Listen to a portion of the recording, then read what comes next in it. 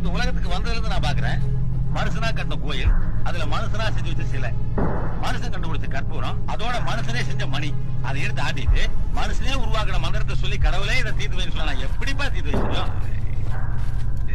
இந்த உலகத்துல மனுஷனுக்கு என்னையா கொடுக்கல?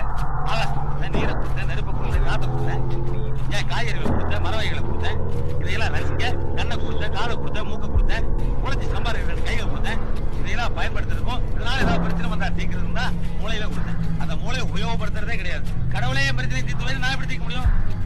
இப்போ 24 மணி நேரம் என்னையே நினைச்சிருக்க ஒரு பக்தன் நெல்லை கொண்டு போய் பாறையில் போட்டானா, அடடா இவன் நம்ம பக்தனாச்சே அப்படின்னு அந்த நெல்லை விளைவிக்கிறா. உன்ன மாதிரி கடவுள் இல்ல இல்ல சொல்லிட்டு ஒரு நாத்திகன் நெல்லை கொண்டு போய் வயல்ல போட்டானா, இவன் எப்ப பார்த்தாலும் நம்ம திட்டு இருக்கானே அப்படின்னு அந்த நெல்லை விளைவிக்காம தடுக்கிறா இல்லையே. அது விளைவிக்கிறதும் இல்ல, இங்க தடுக்கிறதும் இல்ல.